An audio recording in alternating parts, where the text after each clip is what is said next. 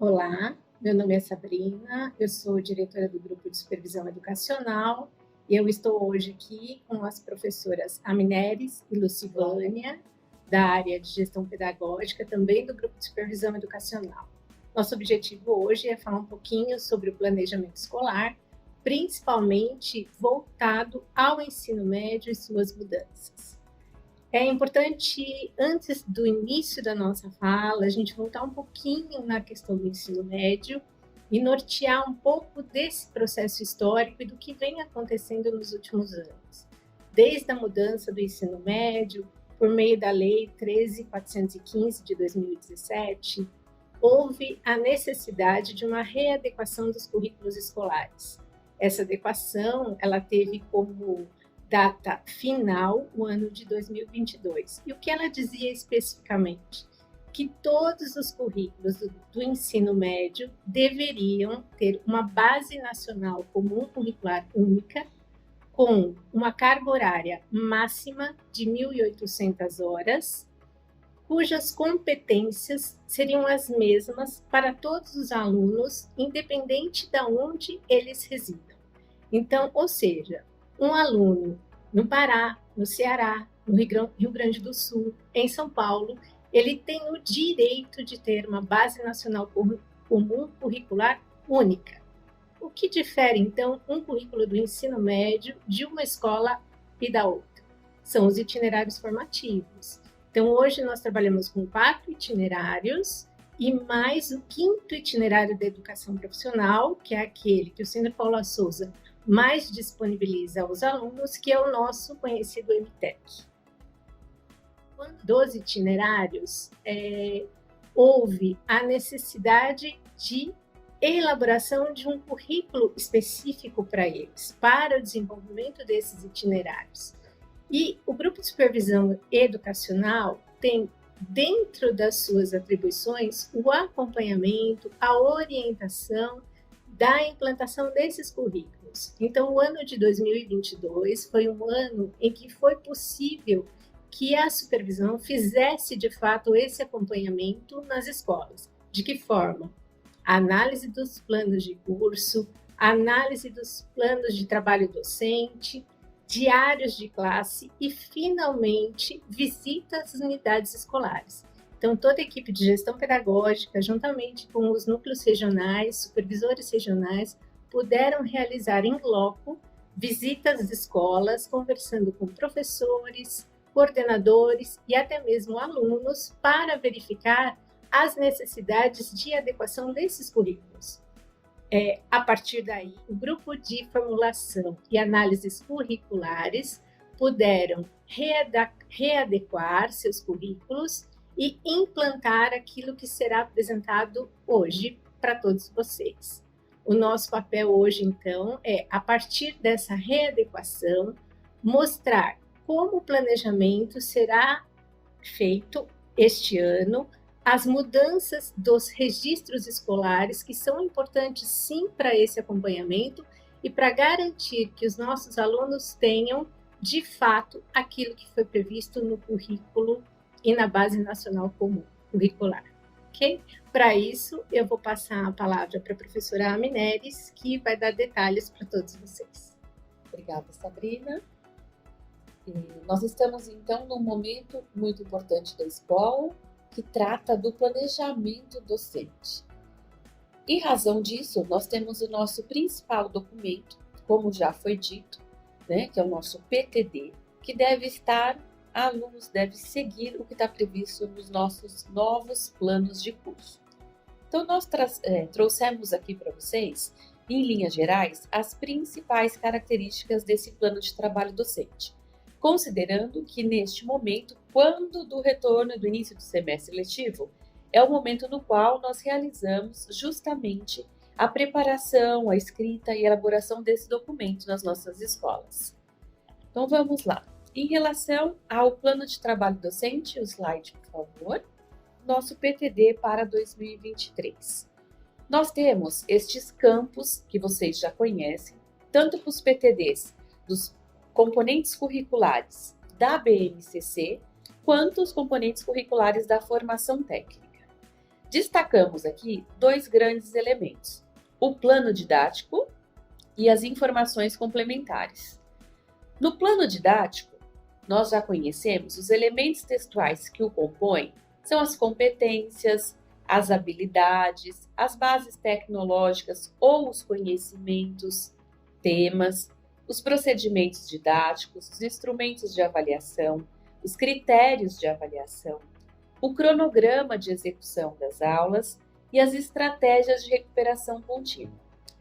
Temos também um campo específico para as informações complementares, campo que utilizamos para propostas de integração ou interdisciplinaridade e atividades escolares, sejam elas presenciais, sejam elas virtuais, além da caracterização do nosso material de apoio. Especialmente em relação ao plano didático, vocês vão notar que para agora, o ano de 2023, a escrita, o campo estratégias de recuperação contínua, ele migrou para junto do plano didático. Por quê? Justamente para que facilite a leitura e a interpretação e a continuidade do raciocínio do que estava previsto para aquela aula, qual o método que eu vou utilizar, qual o procedimento, qual o instrumento de avaliação utilizado e, a partir daí, se necessário, qual será a minha estratégia de recuperação contínua. Esse campo ele ficava abaixo das informações complementares. Agora, ele fica junto com o plano didático para que a gente faça o raciocínio da construção da dada competência. É importante destacar que os instrumentos de avaliação são aqueles os quais o professor vai planejar e utilizar para aferir a construção das competências. Portanto, não devemos colocar como recuperação contínua como um instrumento de avaliação. Tá? As estratégias que eu vou utilizar para recuperar o aluno, ela tem um campo específico logo abaixo do plano didático. Ainda em relação às alterações curriculares, como a professora Sabrina referenciou, nos componentes do ensino médio, nós temos aí no canto direito da esquerda da tela os relacionados aos projetos do aprofundamento e ao lado os do itinerário formativo. São os componentes de estudos avançados, de laboratório de investigação científica, processos criativos, laboratório de mediação e as práticas de empreendedorismo. Estes componentes curriculares, eles têm um destaque diferenciado na questão do planejamento. Então, o PTD dos itinerários formativos destes componentes da área do conhecimento ou do MTEC-PI, dos projetos do aprofundamento, nós tivemos uma mudança no plano didático e a inserção de um campo específico que trata da proposta do projeto interdisciplinar que será desenvolvido neste componente curricular.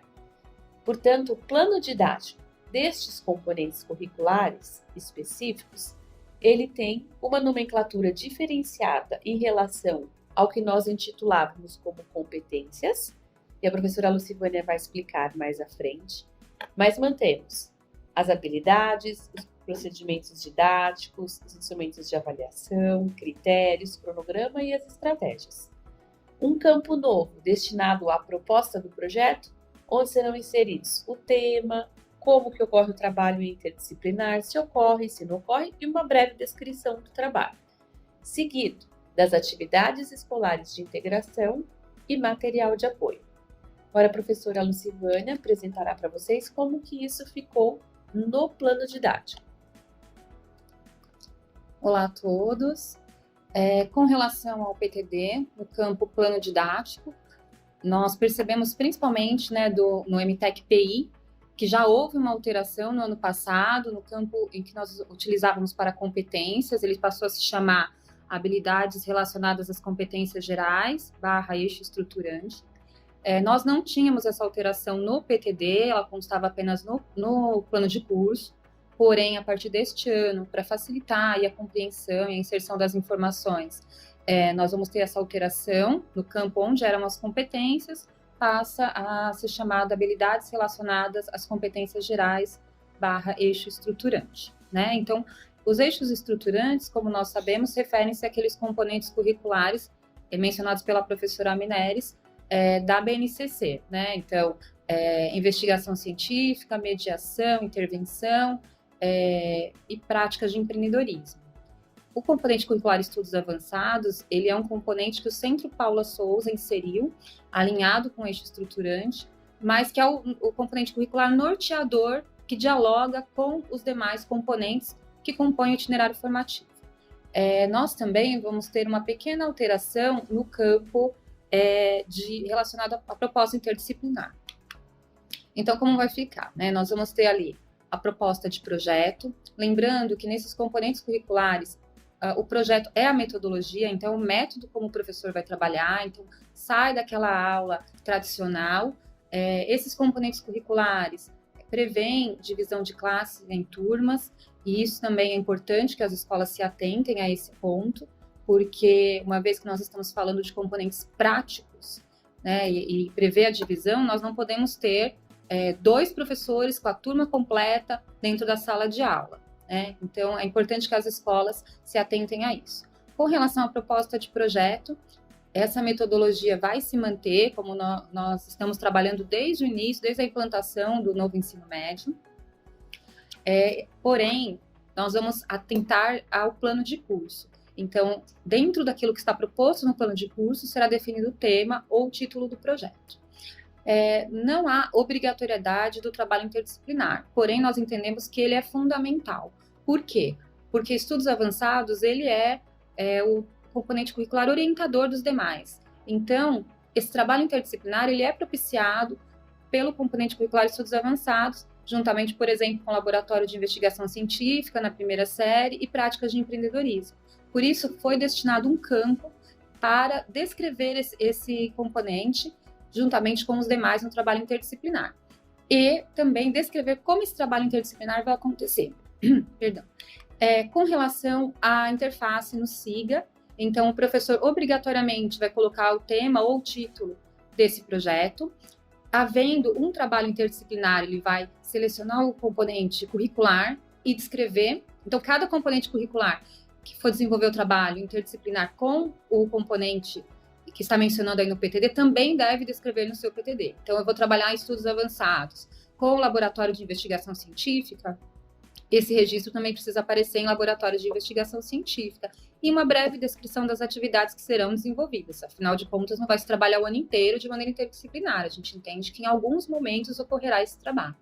No NSA também será possível esse registro, muito alinhado aí com o que está aparecendo no SIGA. É isso. Retorno a palavra, então, para a professora Sabrina. Bom, diante das mudanças, né, a fim de auxiliar as escolas e docentes na elaboração dos seus PTDs, a partir daquilo que a equipe ouviu nas visitas às escolas, nós desejamos aqui, em nome do Grupo de Supervisão Educacional, um bom planejamento para todos. É isso.